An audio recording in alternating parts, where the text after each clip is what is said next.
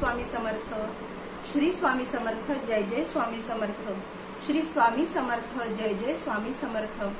घर, जॉब आणि अध्यात्म या आपल्या सगळ्यांच्या मराठी यूट्यूब चॅनलमध्ये मी सगळ्यांचं स्वागत करते आणि आजच्या नवीन विषयाला सुरुवात करते। येत्या 10 एप्रिल 2024 रोजी आपल्या आवडत्या म्हणजे आपले सद्गुरू श्री स्वामी समर्थ महाराजांचा प्रकट दिन आहे। या दिवशी ते कर्दळी वनामध्ये प्रकट झाले होते आणि हा दिवस आपल्याला कशा पद्धतीने साजरा करायचा याची माहिती मी आजच्या ह्या व्हिडिओच्या माध्यमातून तुमच्यापर्यंत घेऊन आलेली आहे। स्वामी समर्थ महाराजांच्या प्रकट दिनाचं औचित्य साधून बरेच जण गुरुचरित्राचं पारायण करत आहे, श्री स्वामी समर्थ महाराज स्वामी चरित्र सारामृताचं पारायण करत आहे, कोणी 21 पारायण, कोणी 11 पारायण, कोणी तारक मंत्राचं पारायण, तारक मंत्राचे आवर्तन घेत आहे। अशा म्हणजे प्रत्येक जण आपापल्या पद्धतीने श्री स्वामी समर्थ महाराजांच्या प्रकट दिनाची सेवाही करत आहे। पण ज्यांच्याकडून आतापर्यंत कुठल्याही सेवा करणं झाल्या नसेल किंवा ह्या सेवा करूनही तुम्हाला जर स्वामी समर्थ महाराजांच्या प्रकट दिनाची पूजा जर करायची असेल आणि ही पूजा हा प्रकट दिन कसा साजरा करायचा आहे हे जाणून घ्यायचं असेल तर व्हिडिओ सगळ्यांनी शेवटपर्यंत बघा। आपण आजच्या व्हिडिओच्या माध्यमातून श्री स्वामी समर्थ महाराजांचा प्रकट दिन अगदी साध्या आणि सोप्या सेवेने कसा साजरा करायचा हे आपण बघणार आहोत। मी तुम्हाला व्हिडिओची पूजेची संपूर्ण माहिती पण देणार आहे आणि काय सेवा करायची आपल्याला हे सुद्धा दाखवणार आहे। आपल्याला साधं सोपं पूजा मांडायची आहे प्रकट दिनाच्या दिवशी आणि महाराजांचा अभिषेक करायचा आहे विशिष्ट सुक्तांनी। त्याचप्रमाणे एक सेवा करायची आहे, ती सेवा काय आहे हे आपण आता व्हिडिओमध्ये जाणून घेऊया। तर चला बघून घेऊया पूजा मांडणी कशी करायची। तर अशी ही पूजा मांडणी मी करून घेतलेली आहे।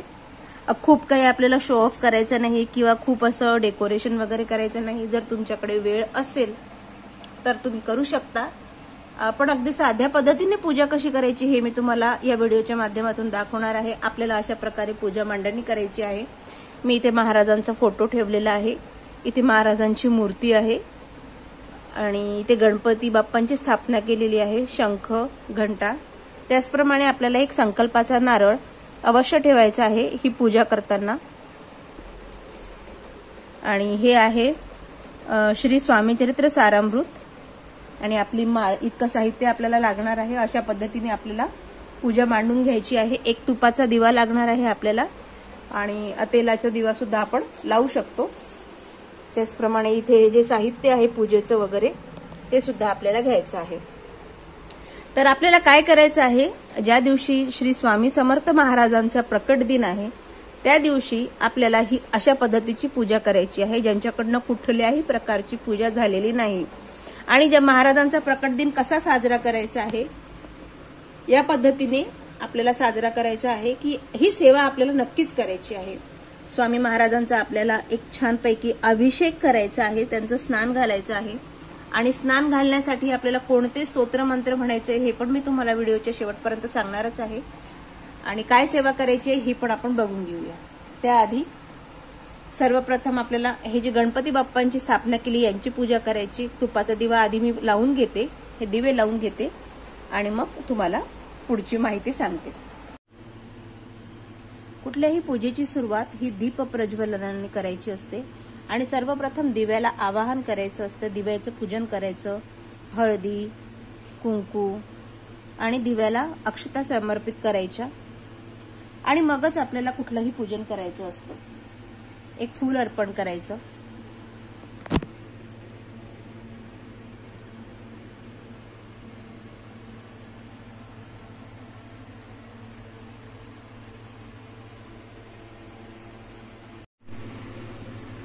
दीप प्रज्वलन झाल्यानंतर आपण सर्वप्रथम गणपती बाप्पांचं प्रतीक म्हणून जी सुपारी इथे ठेवलेली आहे त्या सुपारीचं पूजन करणार आहोत। आणि कुठल्याही देवांचं पूजन करताना आपल्याला सर्वप्रथम त्या देवांना अक्षता देऊन त्यांना आवाहन करून बोलवायचं असतं आपल्या पूजेच्या ठिकाणी। आवाहनार्थम समर्पयामी असं म्हणून इथे अक्षता अर्पण करून गणपती बाप्पांना आवाहन करून घ्यायचं आहे आणि त्यानंतर त्यांना आपल्या पूजेच्या ठिकाणी येण्याचं आवाहन करायचं। आता ह्या अक्षताला या गणपती बाप्पांच्या गणपती स्वरूप या सुपारीचं आपण पंचामृताने आणि शुद्ध पाण्याने स्नान घालणार आहोत। श्री गणेशाय नमः। वक्रतुंड महाकाय सूर्यकोटि समप्रभ निर्विघ्नं कुरु मे देव सर्वकार्येषु सर्वदा। ओम गं गणपतये नमः। ओम गं गणपतये नमः। ओम गं गणपतये नमः। ओम गं गणपतये नमः। ओम गं गणपतये नमः। ओम गं गणपतये नमः। प्रथम शुद्ध पाण्याने, मग पंचामृताने आणि मग पुन्हा शुद्ध पाण्याने स्नान घालून आपल्याला हे गणपती बाप्पाची सुपारी स्वच्छ पुसून आपल्याला ही ह्या त्याच्या आसनावर ठेवायची आहे आणि सर्वप्रथम आपल्याला ह्या सुपारीचं पूजन करून घ्यायचं आहे। कुंकुमम समर्पयामि। गणपती बाप्पाला हळदी कुंकू वाहायला चालतं, बाकी इतर देवतांना, पुरुष देवतांना हळदी कुंकू अर्पण करायला चालत नाही। अक्षदाम समर्पयामि। लाल फूल अर्पण करायचं आहे। मला लाल फूल नाही मिळालं त्यामुळे मी कुंकू लावलेलं लाल फूल अर्पण करते आहे। दुर्वा अर्पण करायचे आहे जर मिळाल्या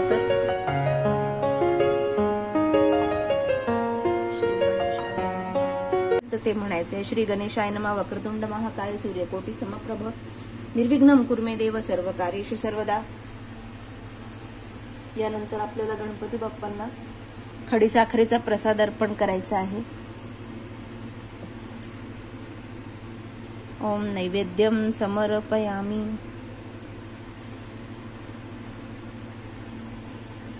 आपल्याला गणपती बाप्पांना दीपाने ओवाळून घ्यायचं आहे।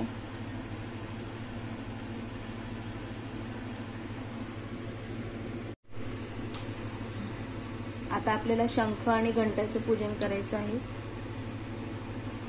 स्नानम समर्पयामि। शंखाला आपल्याला अष्टगंध अर्पण करायचं आहे। घंटेला अष्टगंध अर्पण करायचं आहे।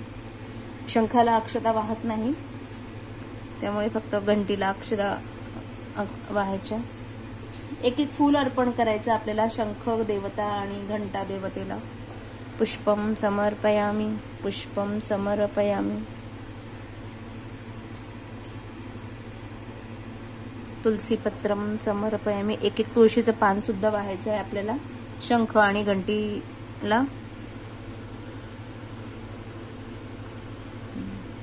आता एवढं पूजन झाल्यानंतर आपल्याला महाराजांचा अभिषेक करायचा आहे। तर आजच्या दिवशी किंवा इतर तुम्ही गुरुवारी वगैरे विशेष दिवशी महाराजांचा अभिषेक करायचा आहे आणि तो अभिषेक आपल्याला करायचा आहे। सर्वप्रथम आपल्याला श्री सूक्त, पुरुष सूक्त आणि पवमान सूक्त या 3 सूक्तांनी आपल्याला श्री स्वामी समर्थ महाराजांचा अभिषेक करायचा आहे। तर त्याला आपण अभिषेक आता करून घेऊया। आणि ज्यांना पवमान सूक्त माहिती नसेल तर डिस्क्रिप्शन मध्ये मी पवमान सूक्त दिलेलं आहे, तुम्ही त्याचा स्क्रीनशॉट नक्की करा। आणि पवमान सूक्त आपल्या घरामध्ये शांतता टिकून राहण्यासाठी, आपल्या घरातील सर्व अडीअडचणी दूर होण्यासाठी, थोडक्यात म्हणजे आपल्या घरातील सर्व समस्या दूर होण्यासाठी, ती कुठलीही का समस्या असो ना, त्यासाठी महाराजांना पवमान सूक्ताने अभिषेक हा केला जातो। त्यामुळे तुम्ही जरूर श्री स्वामी समर्थ महाराजांना प्रकट दिनाच्या दिवशी श्री सूक्त, पुरुष सूक्त आणि पवमान सूक्तांनी जरूर अभिषेक करून स्नान घाला। आता आपण अभिषेक करून घेऊया। आणि करविता तुझ हवी आणि होता दाता आणि देवविता तुझ समर्था निश्चय जंगमाने स्थिर तुझ व्यापिले समग्र तुझ लागी आदि मध्याग्र कोठे नसे।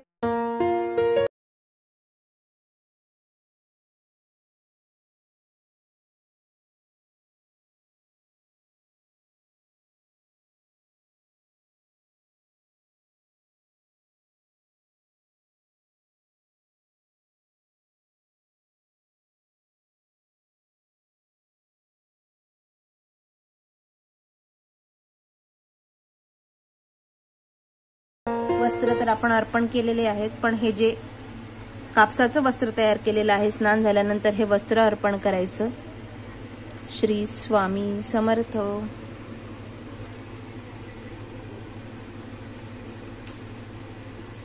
श्री स्वामी समर्थ।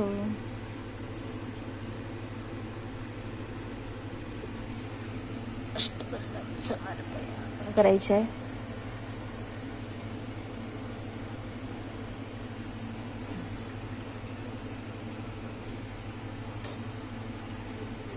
महाराजांच्या आवडीचं गुलाबाचं फूल, तुळशी पत्र, पूर्ण आपल्याला महाराजांचं पूजन करून घ्यायचं आहे। मी आता हे फुलं हार वगैरे अर्पण करते आणि मग तुम्हाला दाखवते पूर्ण।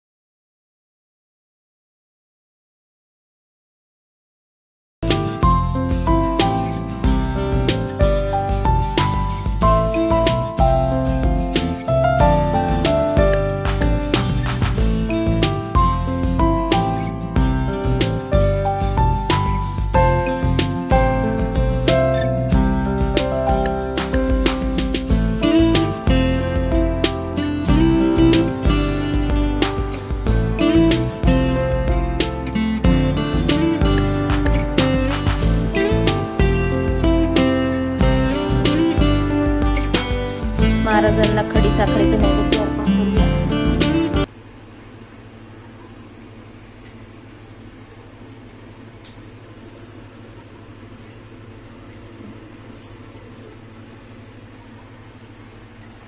आता फळांचा नैवेद्य अर्पण करूया। आता एवढी संपूर्ण पूजन करून झाल्यानंतर आपल्याला मुख्य सेवेला लागायचं आहे आणि मुख्य सेवा श्री स्वामी समर्थ महाराजांच्या प्रकट दिनाच्या दिवशी आपल्याला करायची आहे। ती म्हणजे मी तुम्हाला आधी सांगितलं की आपल्याला महाराजांचा अभिषेक करायचा आहे श्री सुक्त, पुरुष सुक्त आणि पवमान सुक्तांनी। त्यानंतर असं पूजन करून घ्यायचं आहे आपल्याला सगळ्या योग्य पद्धतीने आणि आपल्याला 11 माळी श्री स्वामी समर्थ या षडाक्षरी मंत्राचा जप करायचा आहे आणि श्री स्वामी चरित्र सारामृत या पोथीचं पूजन करून एकाच बैठकीत संपूर्ण पोथीचं वाचन आपल्याला करून घ्यायचं आहे आणि ही सेवा झाल्यानंतर आपल्याला 11 वेळेस तारक मंत्राचं पठण करून घ्यायचं आहे। एवढी संपूर्ण सेवा आपल्याला स्वामी समर्थ महाराजांच्या प्रकट दिनाच्या दिवशी आपल्याला करायची आहे। ही पूजा तुम्ही थोड्या वेळाने म्हणजे 11 माळीत सकाळी किंवा संध्याकाळी अशा पद्धतीने घेऊन सुद्धा करू शकता। फक्त सारामृत आपल्याला एकाच बैठकीत पूर्ण करायचं आहे। नमः श्री कुलदैवताय नमः श्री अक्कलकोट निवासी पूर्ण दत्तावतार दिगंबरी यतिवर्य स्वामी राजाय नमः ब्रह्मानंदम परम सुखदम केवलम ज्ञानमूर्तिम द्वंद्वातीतं गगनसदृशं तत्त्वमत्सादिलक्षम् एकं नित्यं विमलमचलं सर्वधी साक्षीभूतं भावातीतं त्रिगुणरहितं सद्गुरुं तं नमामि। ओम रक्तांग रक्तवर्ण पद्मनेत्र सुहास्यवदनं कंठाटोपी च माला दंड कमंडलुधर कट्यांकर रक्षक त्रैगुण्य रहित त्रैलोक्यपालक विश्वनायक भक्तवत्सल कलियुगे श्री स्वामी समर्थावतारक पाहि मां पाहि। एवढी संपूर्ण सेवा झाल्यानंतर आपल्याला आरती करायची आहे। महाराजांची नैवेद्य आरती करून आपल्याला महाराजांना आपण आपल्या घरी जो स्वयंपाक करू, अर्थातच आता प्रकट दिन म्हटल्यावर आपण महाराजांची आवडीची पुरणपोळी करू शकतो, त्यांना आवडीची श्रीखंड पुरी करू शकतो, कांद्याचे भजे, वांग्याची भाजी, बेसनाचे लाडू, आपल्याला जे शक्य होईल आपण ते आवडीचा नैवेद्य महाराजांना अर्पण करून आपल्याला आरती करून नैवेद्य अर्पण करायचं आहे आणि महाराजांना मुजरा हा अवश्य करायचा आहे। तर आशा करते तुम्हाला श्री स्वामी समर्थ महाराजांच्या प्रकट दिनाची सेवा अगदी थोडक्यात आणि सोप्या पद्धतीने कशी करायची आहे आणि ज्यांनी कुठलीही सेवा केली नसेल त्यांनी ही सेवा जरूर करा। सेवा समजली असल्यास, व्हिडिओ आवडला असल्यास लाईकचं बटन जरूर प्रेस करा आणि जर का तुम्ही श्री स्वामी समर्थ महाराजांचे सेवेकरी असाल तर कमेंट बॉक्समध्ये श्री स्वामी समर्थ लिहायला विसरू नका। तर पुन्हा भेटूया अशाच एका छानशा व्हिडिओमध्ये, माहितीपूर्ण व्हिडिओमध्ये। तोपर्यंत सगळ्यांना श्री स्वामी समर्थ। सगळ्यांनी स्वस्थ राहा, मस्त राहा आणि भगवंताचं चिंतन जरूर करत राहा।